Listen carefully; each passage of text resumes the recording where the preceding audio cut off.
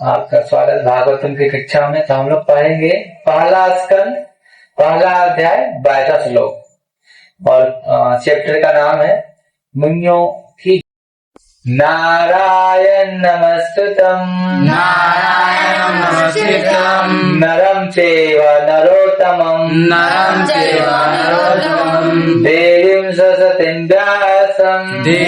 सरस्वतीं व्यासं ततो जयमुदीरये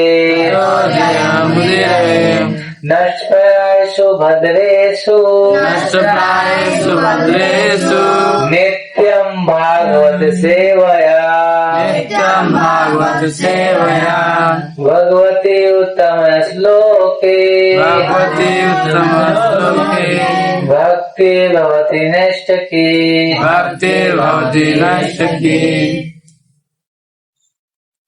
ओम अज्ञानतिमिरन्धस्य ज्ञानाञ्जनशलाकया चक्षुरुन्मिलितं तस्मै श्रीगुरुवे नमः। श्रीचैतन्यमनोभीष्टं स्थापितं येन भूतले स्वयं रूपा कदा मह्यं ददाति स्वपदान्तिकं। वन्देऽहं श्रीगुरु श्रीयुतापदकमलं श्रीगुरुन् वैष्णवं श्रीरूपं साग्रजातं सहगणा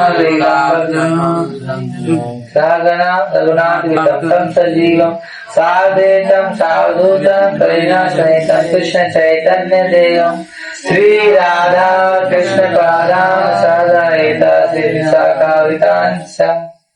हे कृष्णा करुणा सिंधु दीनबंधु जगत्पते गोपेश गोपिकांत राधा कांत नमस्तुते। तप्त कांचन गौरांगी राधे वृंदावनेश्वरी वृषभानुसुते देवी नमामि हरिते। वाञ्छाकल्पतरुभ्यश्च कृपा सिन्धुभ्यश्च पतितानां पावनेभ्यो वैष्णवेभ्यो नमो नमः। जय श्री कृष्ण चैतन्य प्रभु नित्यानंद श्री अद्वैत गदाधर शिवासादि गौर भक्तवृंद। हरे कृष्णा कृष्णा कृष्णा हरे हरे, हरे राम राम राम हरे हरे। श्रीमद् भागवत महापुराण की श्रीमद् प्रभुपाद की जय। ओम नमो भगवते वासुदेवाय। ओम नमो भगवते वासुदेवाय। ओम नमो भगवते वासुदेवाय। ओम नमो भगवते वासुदेवाय। ओम नमो भगवते वासुदेवाय। ओम नमो भगवते वासुदेवाय। संशितोद्राता दुस्त्रं निश्चित्य शासता कलि सत्वहरं पुंसां कर्णधार इवान्वं। शब्दार्थ त्वम आपने न हम सबों को संदर्शित मिलाया है धात्रा भाग्य से दुष्तरम दुर्लंघ्य निशित्षाताम पार करने की इच्छा करने वालों के लिए कलयुग को सत्वहरम अच्छे गुणों को हरण करने वाला पुंसाम मनुष्य का कर्णधार कप्तान इव सदृश अर्णवरम समुद्र। हम मानते हैं कि देवी इच्छा ने हमें आपसे मिलाया है, जिससे मनुष्यों के सत्व का नाश करने वाले उस कलि रूप उस कलियुग दुर्लंघ्य सागर को तरने की इच्छा रखने वाले हम सब आपको नौका के कप्तान के रूप में ग्रहण कर सके। यहाँ बता रहे हैं कि वो बता रहे हैं ऋषि है, मुनि लोग बता रहे हैं कि जो कप्तान होता है जो नाव चलाता है तो वो ही डायरेक्शन दे देता है सही पे, तो उनको एक कप्तान मतलब ऐसे कि कोई नौका का कप्तान होता है, जैसे दिखाता है रास्ता कैसे जाना है, कहाँ जाना है, वही रास्ता दिखाता है, वही रास्ता हैंडल मोड़ता है ना किधर जाना है, तो उनको नियुक्त कर रहे हैं। बोले कि आपको नियुक्त करते जिससे कलियुग के इस दुर्लभ सागर को तरने की इच्छा है, जो चाहता है इस कलयुग के इस जहाँ पे हम लोग का सतव गुण है वो नाश होता है, उससे जो बचना चाहता है, उतरना चाहता है इच्छा वाले, आपको मैं क्या करता हूँ नौका का एक नौका मतलब एक गाइडेंस जो हम लोग को आगे बढ़ा सके फिर रूप में क्या करता हूँ आपको कप्तान रूप में ग्रहण कर सके, तो इसलिए क्या कप्तान बनाता हूँ। तात्पर्य में क्या देखी जय। कलयुग मनुष्य के लिए अत्यंत खतरनाक है। ये मानव जीवन तो आत्म संस्कार के ही निमित्त मिला है, किंतु इस युग की करालता के कारण लोग जीवन के लक्ष्य को पूरा भूल चुके हैं।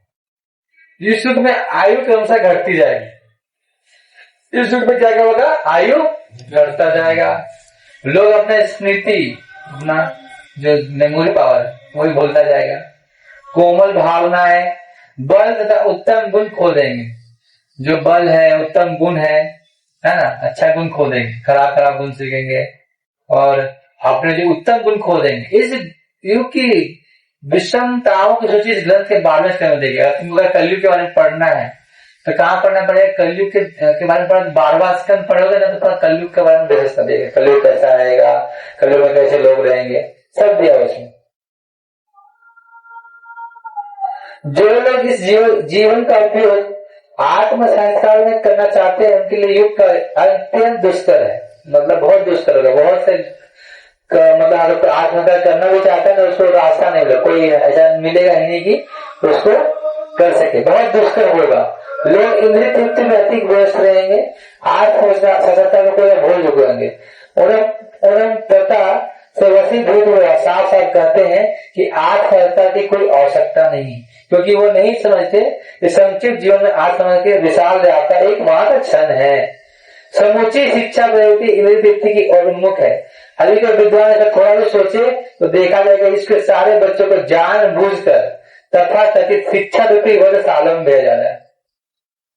बर्बाद बोलते थे कि ये जो स्कूल्स है वो क्या है, पूतना जैसे यशोदा माँ के पास पूतना आती है ना सर, मतलब रूप बदल के सुंदर दिखता है, ऊपर से दिखता है स्कूल बहुत सुंदर है, सब कुछ व्यवस्था है, सब कुछ है, लेकिन उसको क्या करते हैं वर्गशाला है, मतलब शिक्षा कुछ नहीं देता। क्या करता है हमको एक जो चीज कलयुग में इंद्रिय तृप्ति कैसे कर सके इसकी बारे में समझाता है।